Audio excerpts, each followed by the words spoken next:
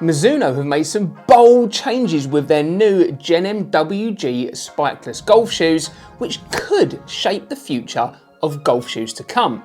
So in this video, I've taken a bold change as well and decided to film this video in one take.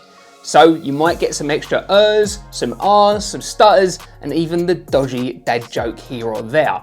But if I manage to film this all in one take successfully, then at the end of this video, I'm gonna give away both of these pairs of shoes. So make sure you watch to the end to find out how you can get your chance to win these shoes. So what have Mizuno actually changed with their new Genem WG range? Well, first of all, it's the midsole. With the midsole, they are using a new type of technology, which is based on algae, which sounds a little bit strange, but that's stuff that is pretty much the fastest growing thing on the planet. And they have mixed it in with their midsole to create this new type of resin. The reason why they've done that is to improve the sustainability of these shoes. And that is one of the big major changes for this range. So you can see here that you've got this midsole, which is called the Mizuno NZ. Mizuno, I don't know what you're quite doing with your naming brands there. That one just feels a little bit cheesy to me, but this is a Mizuno NZ foam, not energy. And it is made from this algae composite.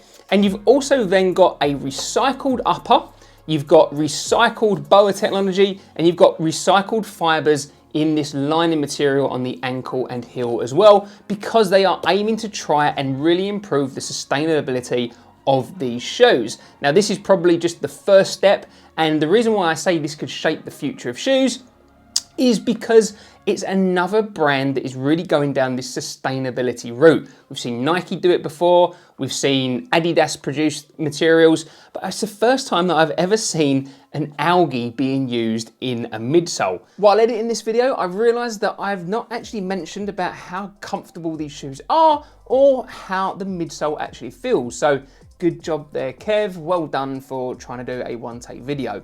Just to summarize, I'd say that actually these were surprisingly soft, the midsole of these shoes. They are nice and comfortable underfoot, and you do get a nice lightweight feeling shoe that is quite soft and responsive underfoot. I didn't have any problems in terms of the breathability of these shoes. They felt nice and comfortable to wear, and I felt that it was a good combination of comfort as well as traction and stability. So to me, they do feel like a pretty premium pair of spikeless golf shoes. Don't worry, I still do the rest of the video in one take, so the competition challenge is still very much on. Find out how to win these very shoes coming up very shortly. Now, in terms of these two shoes that I'm holding here, you've actually got two different ranges. So you've got the entry level version here, the standard Genem WG, and this retails for £150 here in the UK. And then you have got a Gore-Tex version instead, which has got that improved waterproof as well as breathability in this upper material, and that's retailing for £180. So you've got a bit of a choice to make there. In terms of the actual waterproofness of these shoes, they're both pretty darn good, and that's because they've used in Mizuno shoes a gusset on the tongue. If I hold that up there, you can see that you've got material linking the tongue to the upper, so you can pour water right the way pretty high to the top of the tongue, and no water is going to seep through to your foot. However, did I just say foot with a TH? Your foot? Yeah. Well, okay. Well, we're doing it in one take. We go on. And in this one here, then you can see that you've got a slightly different design on the upper of these shoes. So you've got a lot more kind of holes in the Gore-Tex version, a heck of a lot more holes, and they're in this kind of triangle cutout form. Hopefully you can see that there. And that's going to help improve the breathability compared to just the standard upper here. In terms of breathability, I've got to admit, I haven't noticed a huge difference between the two, but everyone knows the name Gore-Tex and what it stands for. So I suppose that's where your extra £30 is going. Because in terms of the outsole, well, you can see here, they are exactly the same. You're not getting anything really additional other than a slight color change with the more expensive one compared to the cheaper version. Now, I really do quite like this outsole. It is nice and aggressive, and it's made up of kind of 3 separate areas. So in the middle here, you've got a TPU section, and on the toe and the heel, you've got a rubber section, or at least a rubber composite. Now, there is a new special name for this. It's called the new W Grip rubber, which Mizuno say is 33% improved traction compared to their previous version, the X10 rubber. How do you measure a 33% increase in traction? I didn't. To be honest, I'm just not going to spend the time working out that test and validating those numbers for myself. If you want to choose to believe the marketing and listen to it, then great, absolutely. I'm not saying that I doubt the marketing, I've just got no way to evidence it. What I can say is that these were a very stable, grippy pair of golf shoes for me out on the course, and were on par with pretty much the best spikeless golf shoes that I've tried previously across all of the brands. What I do like in terms of these shoes, I don't know where I'm going with that, I just started talking and I had no idea where that sentence was going. What I do want to highlight with these shoes is a big bold change for Mizuno in their colorway. So you can see here that you've got this white upper, and then you've got this quite pastel-y blue at the back, and then this pink salmon color, you know, choose what you want to call it, I'm going to say it's pink, colorway on this pair of golf shoes, which is quite a unique style choice for a pair of men's golf shoes. And I think you're either going to love them or, well, let's be honest, hate them. In terms of styling them, it just means that they've got a little bit more perhaps of a summery vibe compared to other shoes. And if you look at the cheaper £150 versions, you've still got that pink splash in the middle, and then you've got grey material with some black textile instead at the heel. Again, still quite a pastel-y, summery look for these shoes. In terms of the fit of both of these shoes, for me, they fit exactly the same. So that means that I am a UK 9 and they fit true to size. Didn't need to size up or down. And I'd say that there's quite a lot of room in this toe box area. It's not a particularly narrow shoe, or not that I found, and you had loads of room in there to wriggle your toes about, especially above your toes. Now, what that does mean is that this is quite a big and bulky shoe when you compare it to something perhaps a little bit more sleek, something like the FootJoy Pro SL. That really comes down to your preference of golf shoes, whether you rate comfort and wideness over the look of the shoe, because it does seem to, you know, have that slightly more chunky appearance and sit a little bit higher. I did also find that the ankle area sits a little bit higher than I'm used to. Didn't cause me any issues with blisters or rubbing or anything like that, but I certainly could notice it a little bit more when I was comparing it to a FootJoy Pro SL.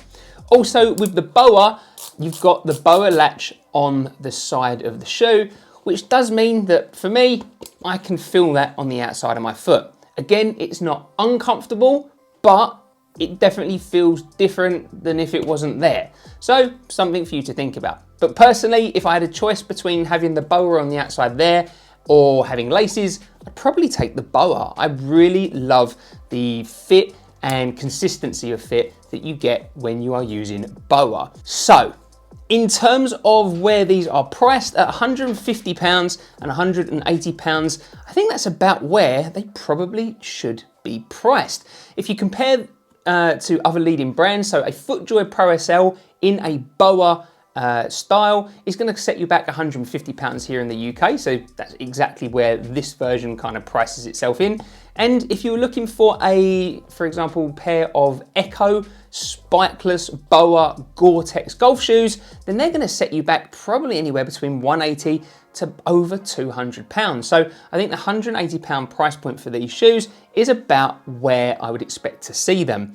What I've got a feeling wearing these shoes for a few rounds, and you can see here that I've actually worn the Gore-Tex version perhaps a little bit more, is that this is a nice and soft upper that you get on both of the shoes, but you are probably going to expect to see perhaps a bit more deforming than you might be used to over time. You can see the way there that the shoe is just kind of creasing and folding around the BOA. I think that's a combination of this being a soft upper, as well as then the kind of way that the BOA is interacting and pulling it across the top of my foot. This hasn't been a long-term review, so I can't confirm that that's going to be the case.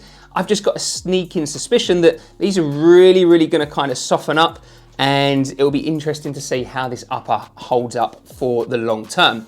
However, given that it is a Gore-Tex, given that it is a premium brand of shoe in terms of Mizuno and the price that you're paying, I would hope that they do hold up for the long term. That's pretty much it in terms of my review. Let me know down in the comments what you think of the style and the design.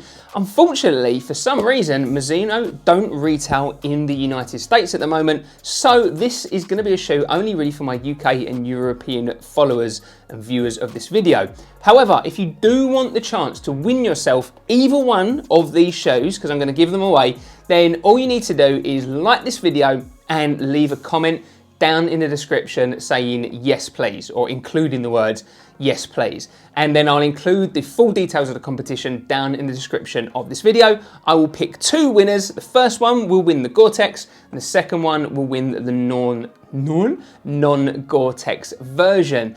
I hope that has been helpful, and I'm amazed that I've managed to get through this video in one take. I've got to admit, that's been a pretty stressful experience. I'll leave you to guess how many times it took me to film the first 30 seconds of this video. Let me know down in the comments how many times you think that actually took. And if you are on the lookout for a new pair of golf shoes, then why not check out one of these videos here? And if you haven't done so already, make sure you subscribe to this channel, because that's a condition of the entry as well for this video. You have to be a subscriber to enter the competition. Should have made that clearer. That's the risk we make doing a one-take video. Anyway, check out one of these videos. Thanks so much for watching, and I'll see you next time.